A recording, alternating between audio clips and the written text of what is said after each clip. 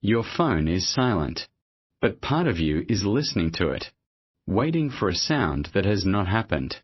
Your body is at home. The door is closed, but you have not fully arrived.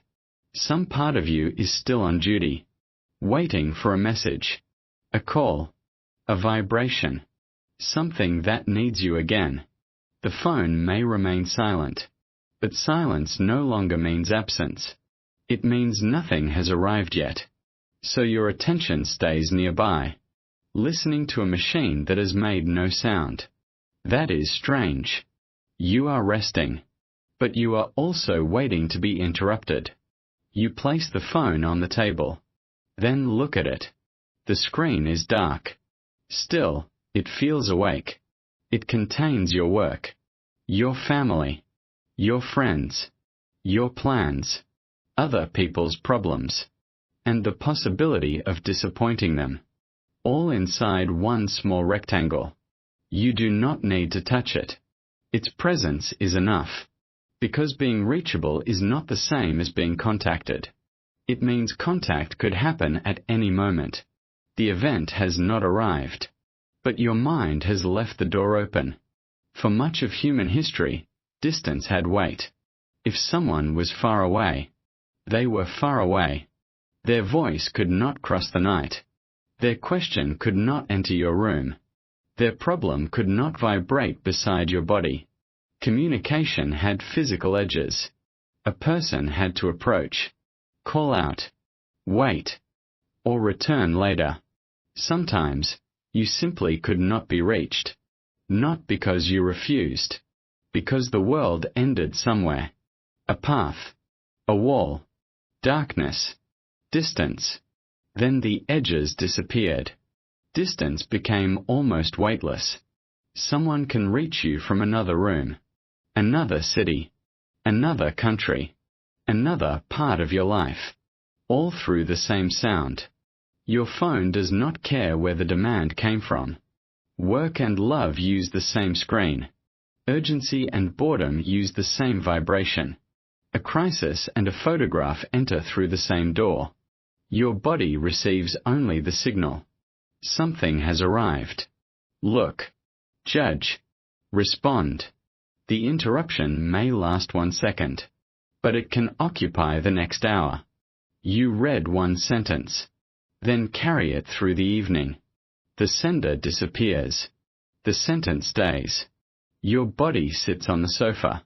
Your mind enters the conversation, rewriting an answer, predicting a reaction, waiting for 3 moving dots. Now your evening belongs to something unfinished. This is where reachability becomes exhausting. It divides you. One part remains with your body. The other waits where you may be needed next. You become a small waiting room. Quiet. Open. Never completely empty. Your older body understands presence. Someone is here. Or they are not. A danger is near, or it has passed. But constant reachability creates a third state. Nothing is happening, but something could happen at any moment. There is no visible threat, no task in your hands, no person in the room, only possibility. And possibility has no ending. Your body receives no clear signal. You are needed, or you are free. Instead, it receives something weaker. You might be needed. So you check. Nothing. You check again. Still nothing. The checking is not always curiosity. Sometimes, it is inspection. You are checking whether the world has requested you, whether someone is waiting, whether you failed to answer, whether your absence has already been noticed. That is the human glitch. The device offers connection. Your mind prepares for interruption. The phone makes you reachable. Your attention tries to remain ready. And readiness follows you. Into dinner. Into conversations. Into the bathroom. Into bed. You carry a doorway from room to room. And anyone may knock. The strange part is not that people can contact you. The strange part is that they can do it everywhere. There is no natural place where the signal must stop. Your workplace enters your kitchen. Your family enters a meeting. A stranger enters your morning. The news enters your bed. The walls remain standing. But they no longer separate your worlds. Home still looks like home. But the outside world is inside it. This changes what rest means. You may stop working. But you do not become unavailable. You may stop speaking.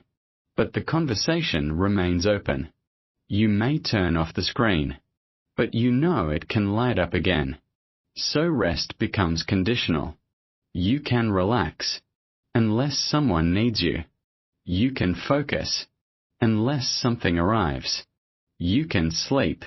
Unless the machine calls you back. The demand does not need to appear. The open door is enough. This is why a quiet evening can feel crowded. The room contains one body. The phone contains everyone. Friends, colleagues, family, news, expectations, people who may need an answer, people who may notice the delay, people who may misunderstand your silence. So you answer quickly. Not always because the message is urgent. Because waiting now feels rude. A slow reply can look cold. A missed call can look careless. An unread message can become a small debt. The longer it waits, the heavier it becomes.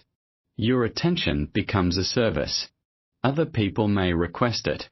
The machine records when the request arrived. Sometimes, it records when you saw it. Now silence leaves evidence. Before, absence was empty. Now it can look deliberate. That is new. And your social brain feels the pressure. You do not want to seem distant, unreliable, unkind, uninterested. So the door stays open. Even when you are tired. Even when nobody is knocking. Perhaps this is why being alone no longer guarantees solitude. Solitude is not an empty room. It is a room that cannot summon you. A place where nobody expects your attention. A place where silence means nothing is coming. Modern life rarely gives you that signal. You must create it yourself. And even then, it can feel wrong. Because becoming unreachable now resembles disappearing. But perhaps conversation is not what exhausts you. Perhaps it is the open door. The request that has not arrived. The answer you have not needed to give. The part of you that remains beside the phone. Waiting without knowing it is waiting. Your body came home hours ago. Your attention is still outside.